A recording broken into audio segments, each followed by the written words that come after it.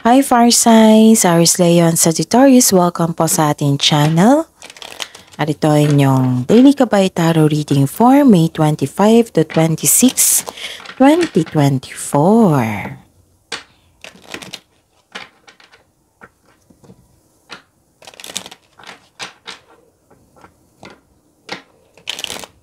Please be reminded kung naka-resonate kayo, comment down. Kung hindi kayo naka-resonate, ibigay niyo po sa iba sa channel reading po ito.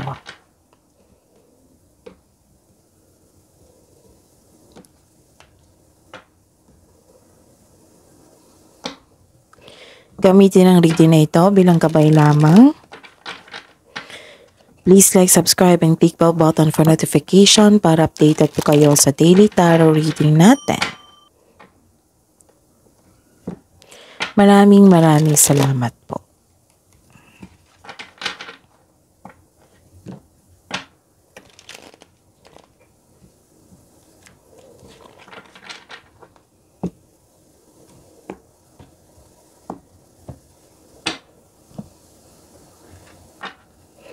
Spirits Guide, I need 3 cards po para kay Aries Leon Sagittarius ngayong May 25 to 26, 2024.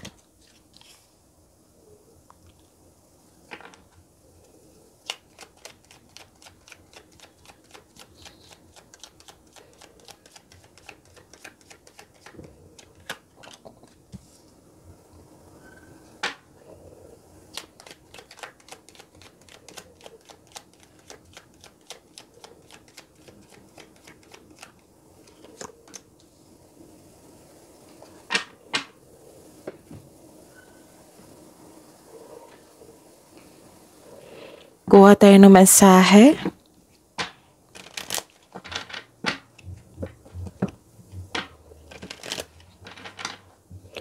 Spirits Guide, mga mensahe po para kay Aries Leon Sagittarius ngayong May 25 to 26, 2024.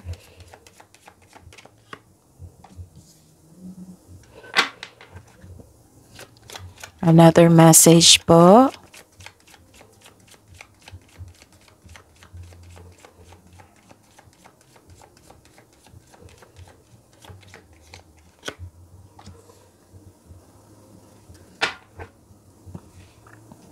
Okay. Aries Leon Sagittarius ngayong May 25 to 26, 2024. May nakita po ako ditong closure. May nakita rin akong ending with new beginning. Tapos, nakita ko dito may concern kayo sa matigas ang ulo or sobrang stricto. May nakita kong pag-let go dito kasi nahihirapan na po. Pwede din nahihirapan sa pag-let go. Nagkaroon po ng transformation. At some of you nahihirapan kasi, nahihirapan at nagkaroon ng sickness or stress dahil sa mga pangyayari. Pero don't worry kasi may nakita ko ditong support ng family or mga tao na para mo ring family. Pwedeng friends mo rin ha, pero usually family to na nagbigay ng suporta sa iyo at nagkaroon kayo ng nagiging okay yung health nyo. Okay? At nakikita ko dito na nagkaroon ng development sa inyo sarili, nagkaroon ng self-growth and spiritual development. And I am sure sinuko nyo lahat ng worries nyo kay God at humingi kayo ng divine assistance.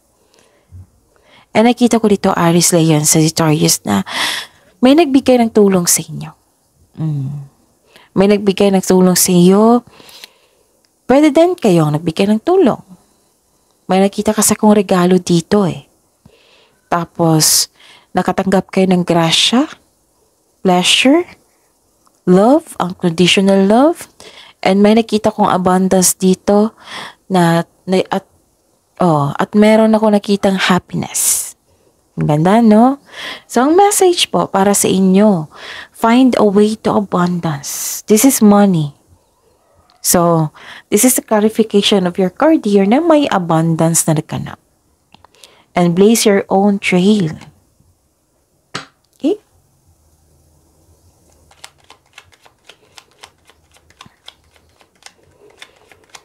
Spirit's Guide. Energy po ni Aries, Leo, and Sagittarius ngayong May 25 to 26, 2024.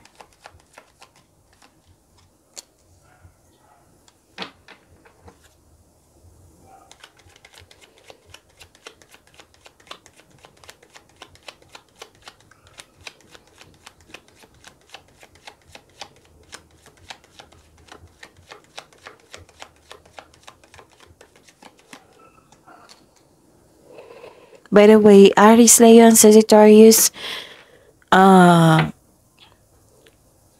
okay.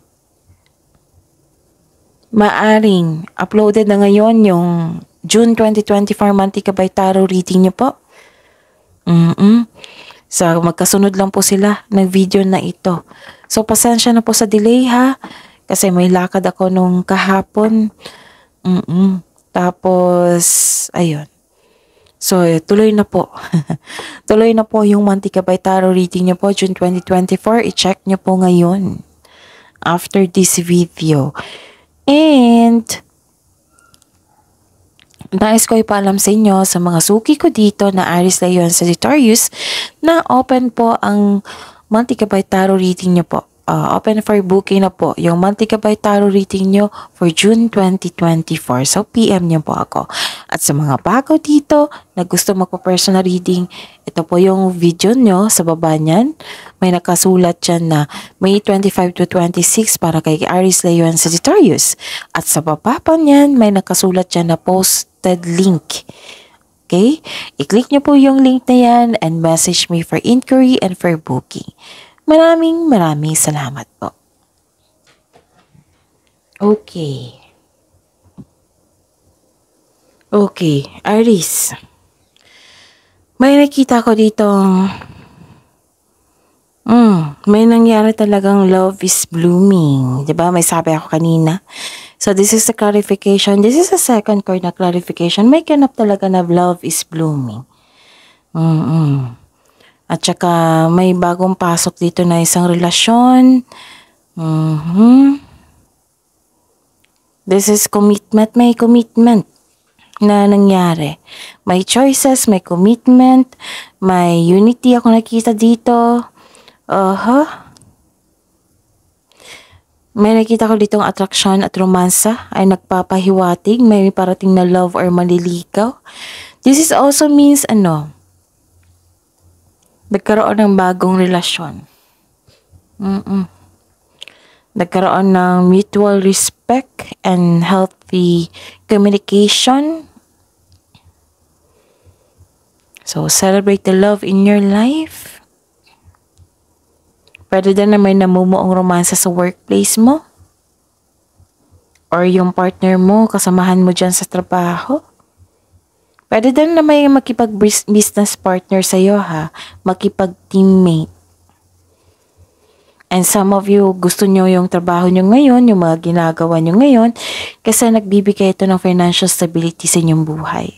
At naggagawa mo yung passion mo at the same time po. Okay? Ano pa?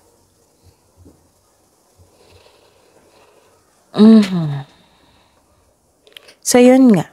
Nagkaroon ng pagkakaisa, nagkaroon ng balanse. So, Aries, Leo, and Sagittarius, the clarification of your card here. Okay. May nakita kong solid beginning dito. And wow. Granted yung manifestation po. May mabuting balita ukol sa bagay na papasukan. Katulad ng trabaho, example to ha, trabaho, scholarship. And some of you, kakasimulan nyo lang sa magtrabaho sa kumpanya or kakasimulan nyo lang sa negosyo. Ang sabi po ng card dito na patuloy nyo lang po ang pagsisikap. tutukan mo ito kasi magkakaroon ng self and financial growth. So this is the clarification talaga, itong tatlong card na ito. So patuloy mo lang yung pagsisikap po. Focus. Kasi may nakita ko ditong magkakaroon ng self-development and financial growth. Okay? At maging bukas din po kayo sa mga advice ng mga wiser, sa mga mentors, sa mga elders na regarding sa pinasukan yung karera.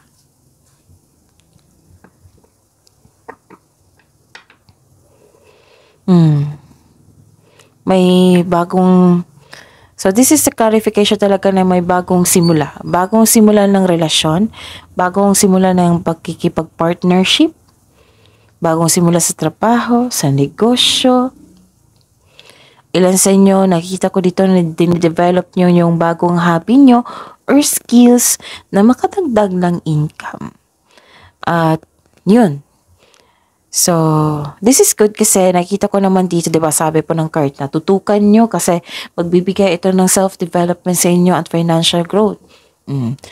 Ilan sa inyo dito, nakita ko na focus talaga kayo sa inyong development, sa inyong improvement sa kaperahan. You're putting effort without rushing. Ito yung gusto ko, na walang rush. Kasi sigurado yan kung walang rush. Tutok ka sa trabaho, focus ka sa trabaho, putting effort without rushing. Ang ganda.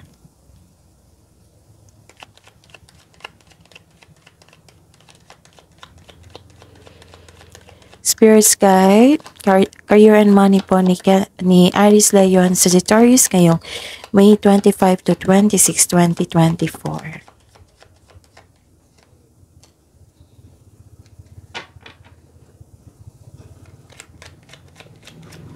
So, this is a clarification of your card here na find a way to abundance. So, tama yung ginawa nyo dito na focus kayo sa inyong career and money.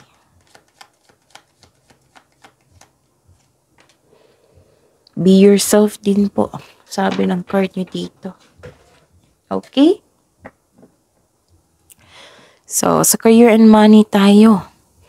Aries Leon Sagittarius. May nakita ko ditong moderation, nagkaroon ng pagkakaisa.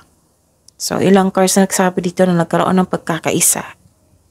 Tapos, may divine timing, may nakatadhana na nangyari sa inyo ngayon. Serenity. This is serenity. Nakatadhana talaga to sa inyo. Nagkaroon ng combination of forces. May pagkakaisa talaga. Tinutulungan ka, may pagkakaisa. Nagbigay ng tulong. Diba? This is the clarification of your card here. Nagbigay ng tulong, maaring kayo or kayo ang nakareceive. Okay? Nagkaroon ng moderation. Realization din. And yun. Mag-ingat lang po na kailangan balansehin yung inyong emotion. Kasi may masungit na tao dito. It might be customer mo ito. Or naging sensitive po. Pwedeng customer, pwedeng boss, pwedeng kasamahan mo dyan sa trabaho. Basta sensitive po siya or masungit. Kaya kailangan ng mahabang pasensya at pag-intindi.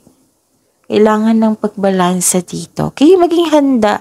Ito pala yung sabi ni Miss Jove. Sige. Balansehin ko yung emotions ko at magbigay na akong mataas na pasensya. Intindihin ko na rin. Ganun. Sa kaperahan, this card asks you to pay attention to your income at sa paggasta. Control lang. Control on overspending. Kasi sayang naman yung pagod mo para magkaroon ka ng pera tapos nagasta lang sa panandalian, diba? So, control overspending. Hindi naman masamang gumasta. Yung over, masama na. Okay? Don't worry, you are guided to find peace po. At saka, ano pa to?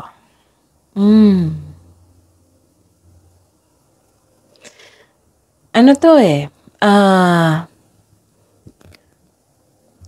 persistence, self-reliance. Nakakaranas ka ng struggle sa trabaho or negosyo.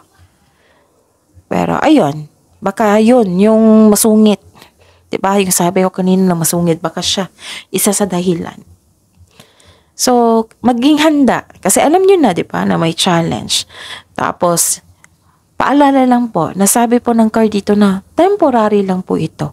Huwag sumuko. Oras na para gawin ang huling hakbang tungo sa pagtatapos. Kasi malapit na eh. Malapit nang matapos ang inyong mga ginagawa dyan.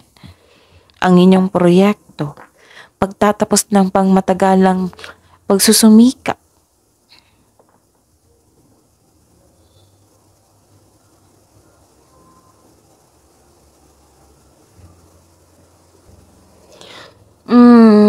May posibleng may atake sa'yo, bagamat ikaw ay handa. At least alam nyo na ha, dito pa lang, na may nag-challenge sa akin ngayon. So, better maging handa ako. Okay? Tapos, huwag mang padala sa ego at pride. Kailangan ng mas mataas na pasensya. Yes, nakaramdam ka ng pagod dito. Gusto nyo na mag-give up, pero nasabi nyo lang yan kasi pagod kayo. Huwag sumuko kasi malapit nang matapos. Pwedeng matapos ang kontrata, matapos ang trabaho, proyekto, ganun. Basta may pagtatapos dito, nearing completion. Move forward po, sabi ng card. Tapusin mo ang mga nag-aantay na gawain.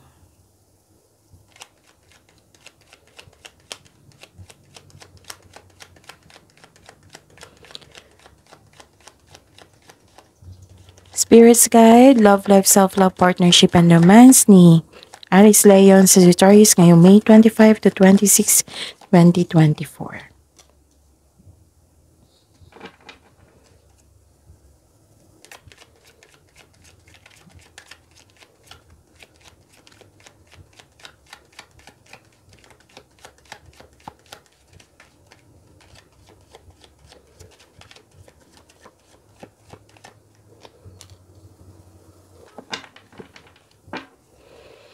Okay.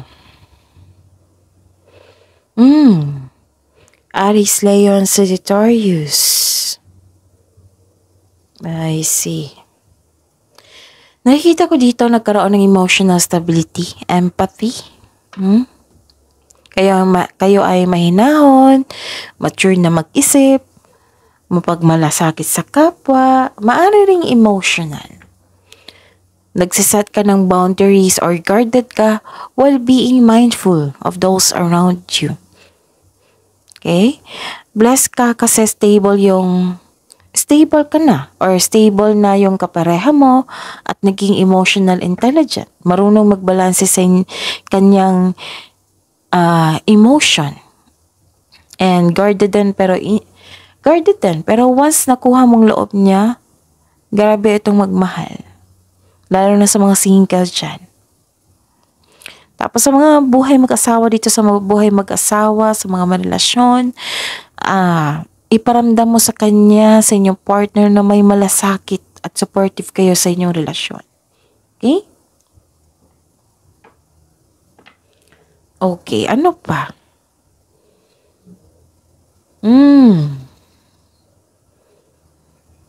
May nakita ko ditong na burnout, nagkaroon ng lack of self-confidence, mas nangingibabaw yung pakiramdam yung takot or mas nangingibabaw yung takot yung takot mo of taking your work to the next level. You're taking your relationship to the next level. Bakit naman? Bakit ka mas nangingibabaw yung takot mo of taking your relationship to the next level? Bakit nagkaroon ng lack of self-confidence dito? Don't pressure yourself.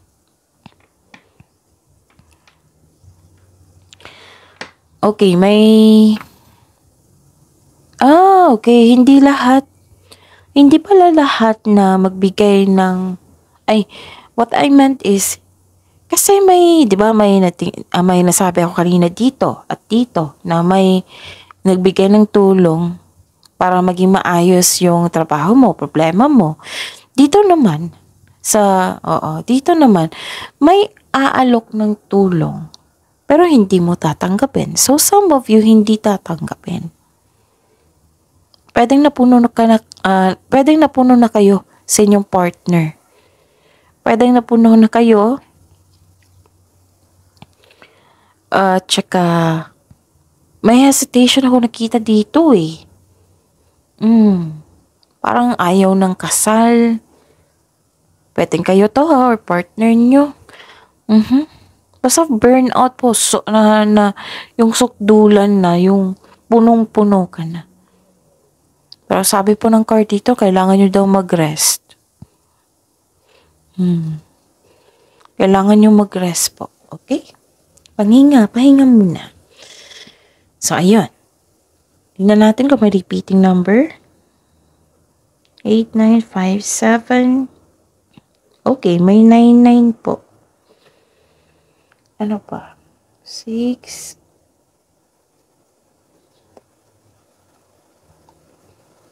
I think, wow. 999. Sure ba? Okay, 999. Tatlong 9 po ito ha. The spiritual meaning of tatlong 9. The spiritual meaning of 999 is related to the end of cycle in your life. This is the clarification of your cards here. And, okay. Dito. 99. So, di ba sabi ko, dalawang card na nearing completion or nagkaroon na ng end of cycle. Yung sabi ko kanina na ending, nagkaroon ng ending, transformation, ending with new beginning. Okay?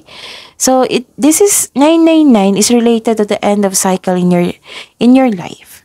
And the beginning of a new one. So, ending with new beginning po ito. Okay? It is a sign that you need to clear away unfulfilling things. Forgive and let go. Yan yung pinaka-importante, Forgive and let go. And explore new horizons. It is also symbolizes the presence of God's Holy Spirit, the spiritual awakening, and the angelic connection. Wow. And 999 encourage you to open your spiritual eyes, develop your intuition, and help others. So, natandaan nyo yung sinabi ko dito na nagkaroon ng development sa inyo sarili at spiritual growth? Yan po. So, that is the clarification na may nagkakanap na ganyan. So, that is your reading. Aries, Leo, and Sagittarius, please like, subscribe, and click the button for notification para updated po kayo sa daily tarot reading natin. Maraming salamat po.